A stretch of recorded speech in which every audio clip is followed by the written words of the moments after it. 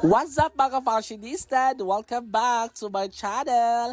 So ngayon, ay ito na po pala yung full video na tutorial po kung paano po gumawa ng aquatic recycled headdress mga fashionista. So kibali mga fashionista, ito po yung request ni client sa akin from Luzon na like ganitong atake mga fashionista. Kaya kung gusto nyo matuto na gumawa ng ganito mga fashionista, mag-watch kayo ng maigi dyan. At don't forget to like this video and share naman mga fashionista, no?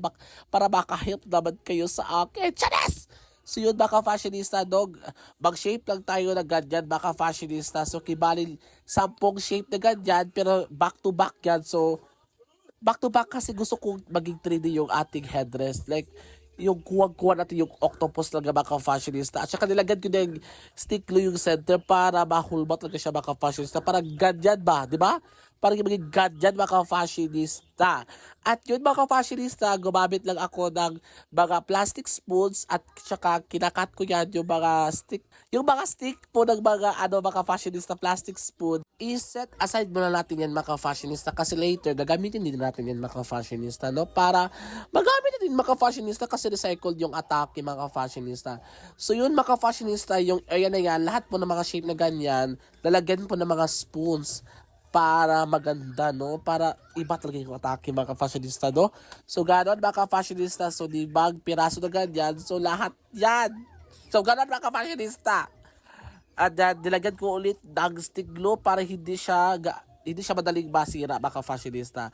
At yun mga fashionista, kinakat ko po yung mga sticks kanina, mga fashionista, at saka nilagay ko na dyan na side to side na mga fashionista ng shape na yan para di ba accurate yung ating paggawa ng ganitong ganitong headdress mga fashionista. So yun mga fashionista, naglagay din ako ng mga stick glue. Gumamit ako ng stick glue para hindi ka accurate yung mga design ba para makuha natin yung octopus na atake mga fashionista, na aquatics na mga atake mga fashionista. At saka yes mga fashionista, gumamit rin ako ng eco bag para gumawa tayo ng kapay-kapay mga fashionista para ilagay natin sa likod ng ating headdress. Diba, no? Parang chokoy-chokoy mga fashionista, chokoy-chokoy baga doon. At saka nilagyan natin siya ng, ano tawag ba dyan, ng tie wire para hindi siya maluyat-luyat. Ano tawag sa luyat-luyat? Basta kayo na po mag-search mga fashionista. So yun, kibali 4 po yan mga fashionista, at saka nilagay ko yan sa likod para mabuo na po yung headdress. Diba? Ganon mga fashionista. And yes, gumawa rin ako ng 2 ulit para malagay ko rin yan sa likod. At sa yun mga fashionista, gumamit rin ako ng mga straw mga fashionista na ganyang shape, ganun mga design mga fashionista. At gumawa rin ako ng stick glue mga fashionista na ganyang design para malagay ko dyan sa front ng headdress. So yun mga fashionista, ito na po yung shape, yung design ng headdress, diba? Tumpak at saka kukulayan natin siya mga fashionista para malaman natin kung gaano kaganda itong headdress na ito. At saka nilagyan ko lang siya ng royal blue na gano'n pa rin sky blue. I don't know what to do. Basta gano'n mga fashionista, no?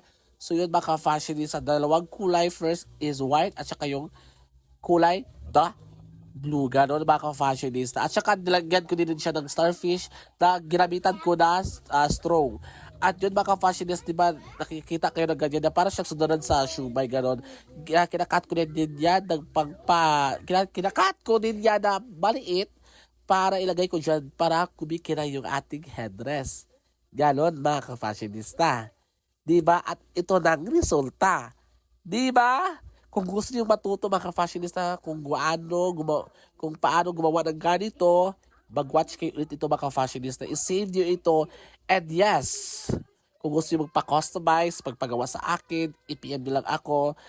And yes mga fashionista, don't forget to like this video. And of course, follow me para lagi kayong updated sa mga videos mga fashionista. Kaya mga fashionista, need your help. Magkano ba itong headdress na ito? I-comment nyo na sa comment section kung magkano yung rate nito na headdress. Kaya thank you so much. Thank you for watching. Oh my God. Bye-bye.